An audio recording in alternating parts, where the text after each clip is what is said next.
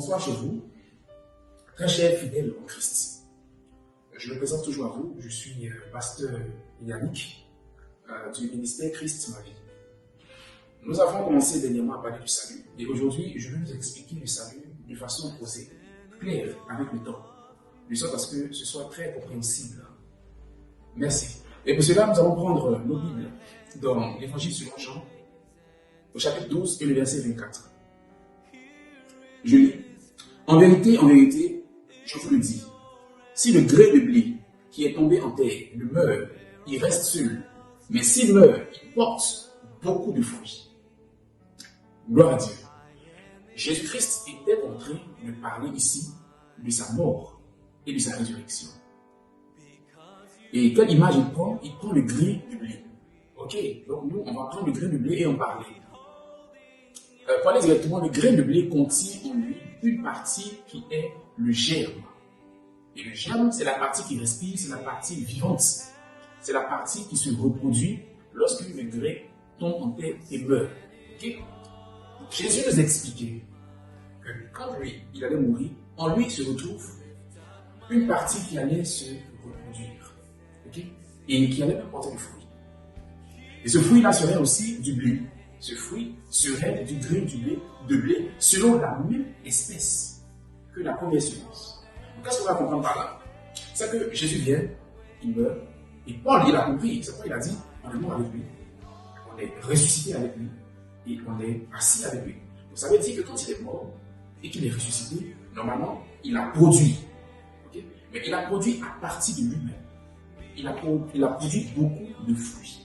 Et ce fruit, c'est qui? Ce fruit, c'est nous, qui sommes à son image. Donc, le salut dans son plan est présenté comme la reproduction de Christ, la reproduction du fruit de la résurrection de Christ. Okay? Et nous allons dire que s'il faut partir sur cette base, nous comprenons que beaucoup d'enseignements dans l'Église ne nous concernent pas.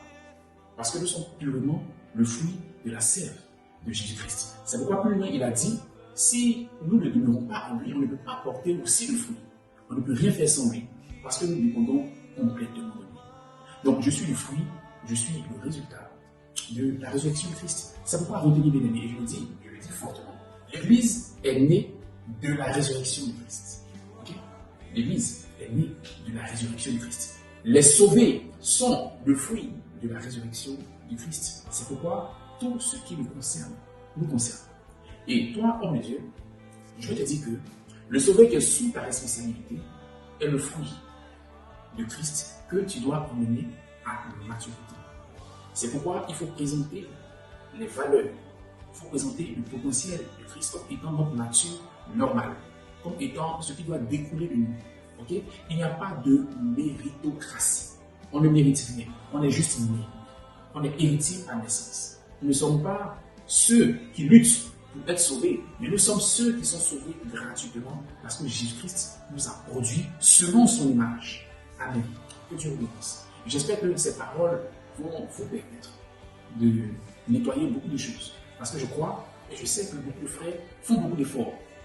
On entend parler parfois de malédiction héréditaire, de liens ancestraux, mais je vous assure, toi qui es sauvé en Christ, tu n'es pas concerné par ces choses. Ce n'est pas ta part.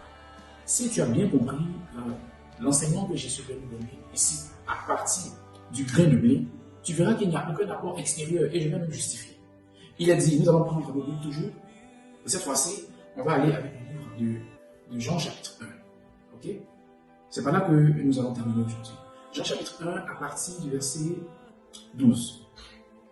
Mais à tous ceux qui l'ont reçu, à ceux qui croient en son nom, elle a donné le pouvoir de devenir enfants de Dieu. Verset 13. Lesquels sont nés, non du sang, donc tu es concerné par le sang, ni de la volonté de la chair, ni de la volonté de l'homme, mais de Dieu. Okay. Et sachant que Dieu est esprit, si tu es né de Dieu, tu es esprit. C'est pourquoi Jésus disait à Nicodème que ce qui est né de la chair est chair, et ce qui est né de l'esprit est esprit. Donc en Christ, tu es devenu une même plante avec lui. C'est pourquoi Paul a dit, celui qui est attaché au Seigneur est devenu avec lui, ou est avec lui, un seul esprit. Amen. un seul esprit. Donc si tu es esprit et que Dieu est esprit et que la parole de Dieu est esprit, ça veut dire que tu connais ta position désormais. Donc laisse tomber les questions de malédiction héréditaire, de liens ancestraux, de questions de mériter la grâce ou pas. Tu es le fruit de la grâce. Que Dieu te bénisse, bien-aimé, bien à toi, et je veux te glorifier le Seigneur pour cela. Merci beaucoup. Et à bientôt pour une suite.